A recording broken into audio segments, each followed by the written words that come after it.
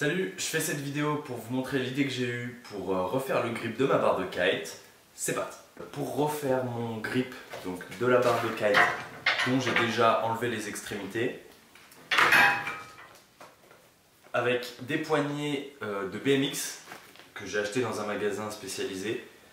Alors c'est vrai que aujourd'hui sur internet, tous les gens qui refont leur barre de kite le font avec un grip souvent enroulé, et j'étais pas du tout content des résultats que ça pouvait donner ou de ce que ça donnait tenu en main ou tout ce genre de choses.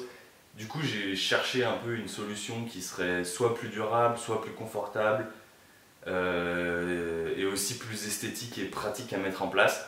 Donc je vais essayer ça avec les grips. Je sais pas ce que ça va donner, mais à mon avis ça peut bien fonctionner. Alors la première étape, ça va être de nettoyer la barre.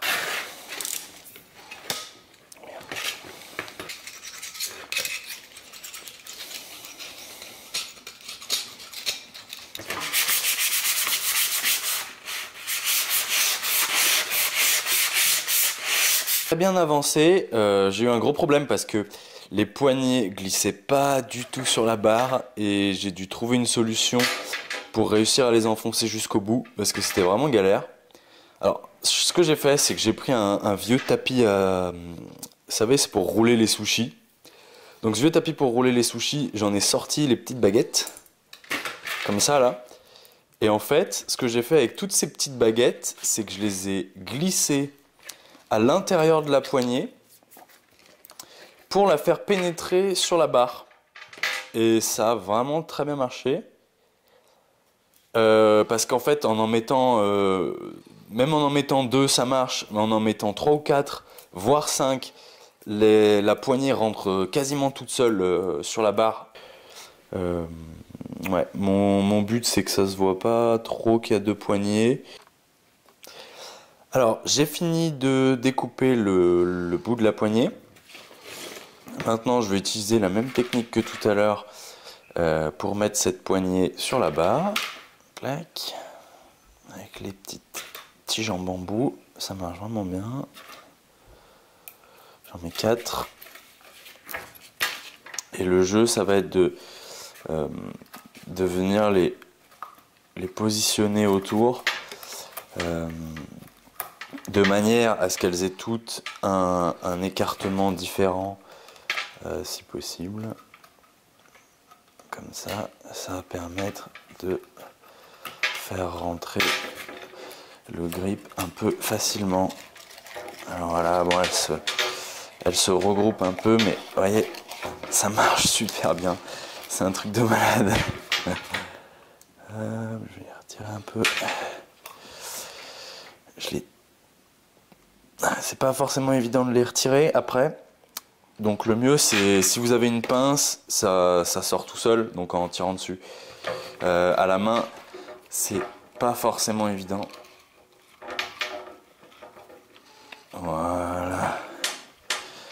Là, autant dire que ça a de la gueule. Clac. Si vous avez du mal à découper la poignée, placez-la sur le début de la barre, ça fait un support dur et ça facilite vraiment la découpe. Pour faire une coupe bien propre, j'ai fini de placer les poignées sur la barre. Maintenant, il faut que j'ajuste et que je mesure pour que celle-ci vienne se caler nickel dessus. Et une fois que ça se sera fait, et ben, ça sera à peu près fini. Alors, comme vous pouvez le voir, la barre est terminée. Je n'ai pas réellement fini de la remonter parce qu'il manque des rivets. Donc je vais faire ça, je finirai ce week-end. Franchement, je suis super content de ce que ça rend. La tenue en main est vraiment super agréable. Je pense que c'est une très bonne solution. Alors après, du coup, j'ai pas encore pu l'essayer. Je sais pas ce que ça vaut une fois dans l'eau.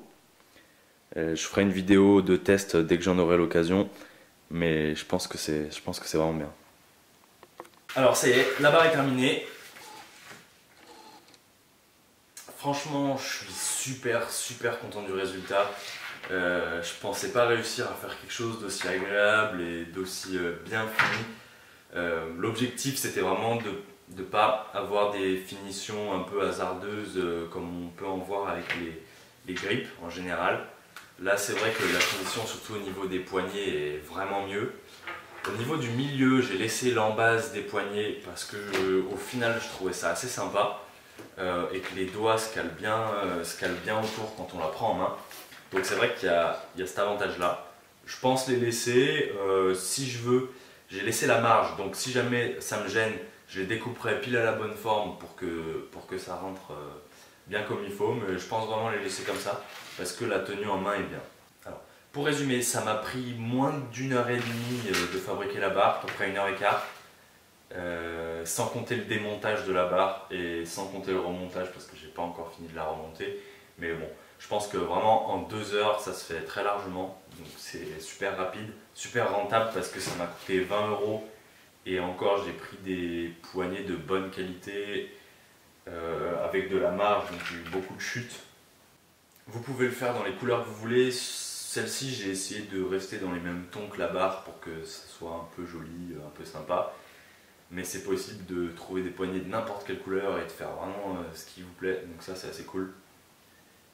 Je vais tester la barre au plus vite, j'essaierai de faire une vidéo du test, savoir un peu ce que ça donne, à voir l'évolution dans le temps aussi, parce que ça se trouve ça tient pas bien, ça bouge, je sais pas, mais je pense que ça va être vraiment sympa. Voilà, j'espère que cette vidéo vous a plu, j'espère que ça vous aura aidé. Si vous avez des questions ou des idées, n'hésitez pas à laisser des commentaires. N'hésitez pas à partager et à liker la vidéo. À la prochaine. Salut!